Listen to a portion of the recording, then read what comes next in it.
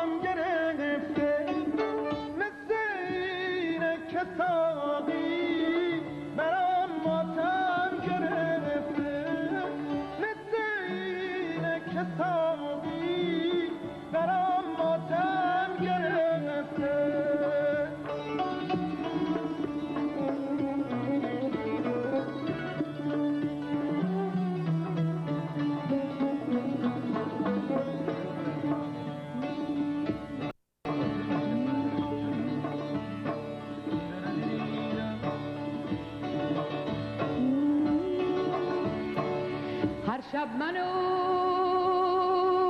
دل تا سحر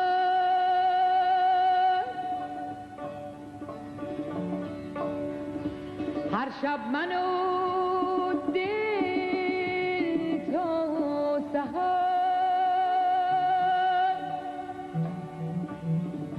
در گوشه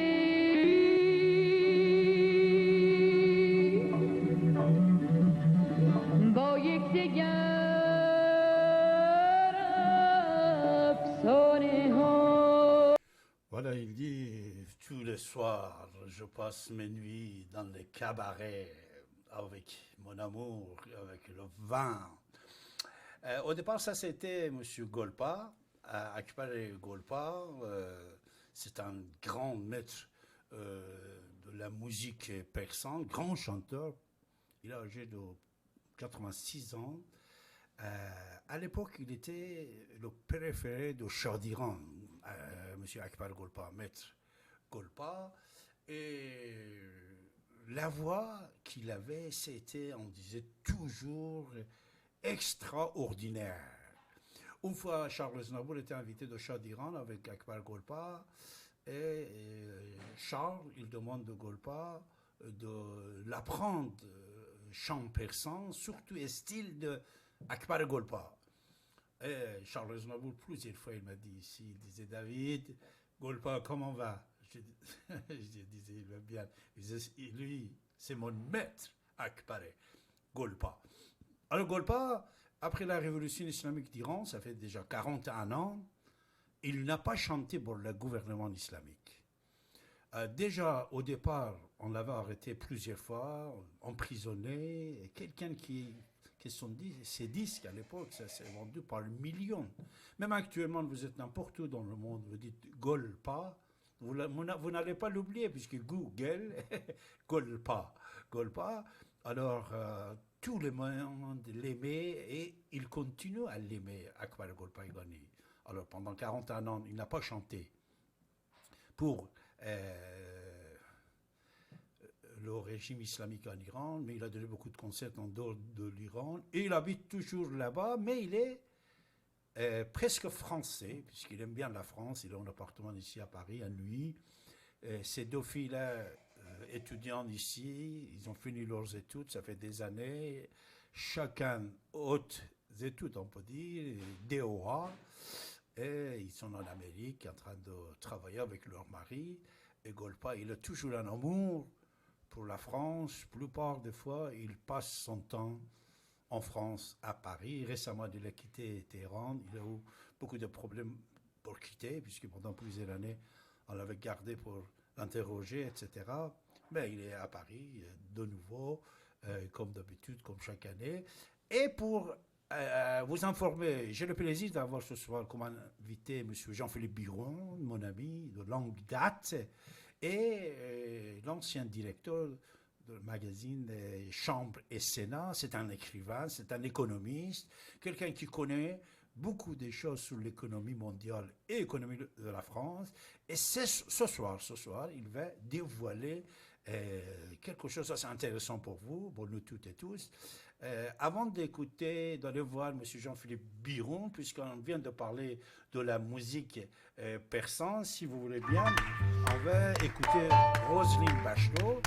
Bonjour Roselyne Bachelot. Bonjour Saskia. Également. Alors, l'actualité, et en particulier la dénonciation par Donald Trump de l'accord sur le nucléaire iranien, a été pour moi l'occasion d'évoquer les apports incomparables de la musique persane, une des plus anciennes du monde.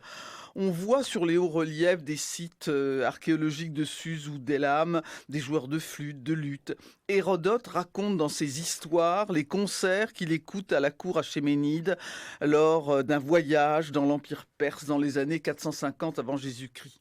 Les musiciens sont alors des artistes qui ont toute leur place en musique de cour pour accompagner les divertissements du souverain. La musique remplit un rôle d'accompagnement du culte religieux, tel celui de Mitra qui sera ensuite exporté à Rome. Les mélodies accompagnent surtout les textes de l'Avesta, le livre sacré de la grande religion monothéiste persane, dédié à Zoroastre, autrement appelé Zarathustra. Tout au long du premier millénaire avant Jésus-Christ, en particulier sous la dynastie sassanide, on peut parler d'un véritable âge d'or de la musique persane. Les noms des musiciens, qui étaient des stars, sont parvenus jusqu'à nous, tels celui de Barbade le Grand, interprète, musicologue, compositeur, auteur d'un système musical élaboré à base de 30 sons et inventeur du luth. Cette musique persane ne va pas disparaître avec l'invasion musulmane. Elle va même influencer profondément la musique arabe et ainsi, grâce à la conquête de l'islam, déborder sur tout le pourtour de la Méditerranée et devenir une des racines du style arabo-andalou.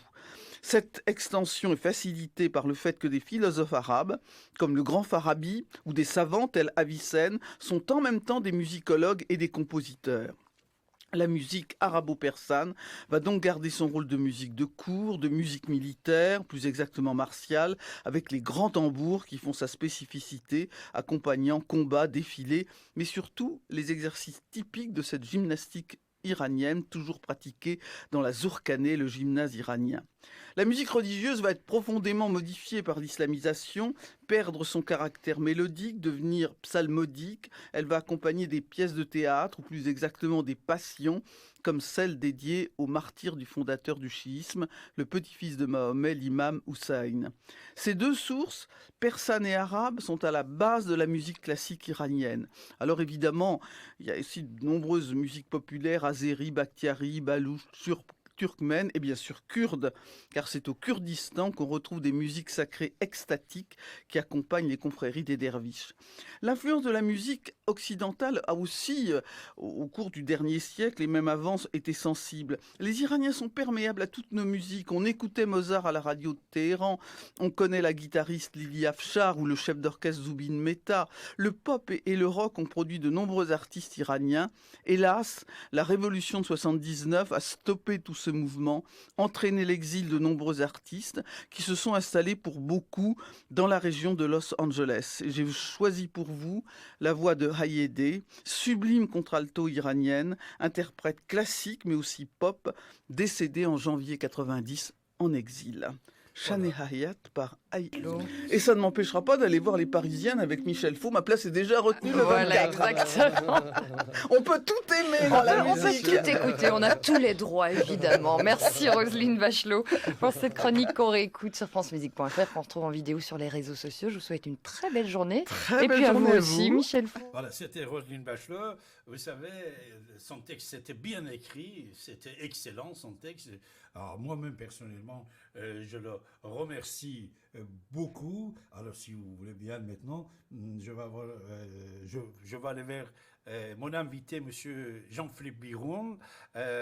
Bonsoir Monsieur Biron, comment allez-vous? Vous allez bien? Je suis ravi de vous avoir en ligne. Ben, comment allez-vous, cher ami? Ça va, Monsieur Abassi? Excellent, excellent, très bien. Seulement votre il est un peu faible. Je ne sais pas si le combiné de téléphone, vous l'avez bien à côté de votre bouche. Je suis ravi de vous avoir. Bien, par contre, j'entendais très bien juste avant, et maintenant le micro est faible de votre côté, quoi, aussi. Ah d'accord, la mienne aussi, on va arranger ça. Vous savez, monsieur Jean-Philippe Buron, la question que vous m'avez posée avant-hier, ici Roselyne Bachelot, il parlait d'Avesta, parce que, comme vous savez, mon surnom persan, nom artistique aussi, c'est Siawacha Avesta. Elle a parlé de Do, elle a parlé d'Avesta, le livre de Zarathustra, et de Hossein. Hossein, c'est-à-dire le nouveau de Mahomet, c'est un personnage qui a été remplacé par, c'était Siavash plutôt, ancien prince perse qui était assassiné avant l'islam, plusieurs milliers avant l'islam, et après cet assassinat, les Iraniens, il était en deuil chaque année pour Siavash. C'est comme le roi Arthur, il était une légende qui a été massacré, tué par l'ennemi. Mais après l'islam, puisque tout était interdit en Iran, ils ont remplacé Hossein à la place de Siavash. Mes chers amis, vous écoutez votre radio ici maintenant sur 95.2 FM en attendant qu'on va régler le microphone de M. Jean-Philippe Buron. Une petite minute et on revient, mes chers amis.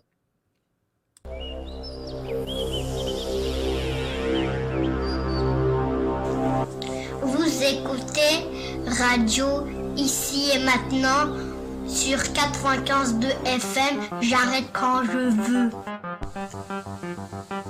Vous avez la parole en composant le 08 92 23 95 20.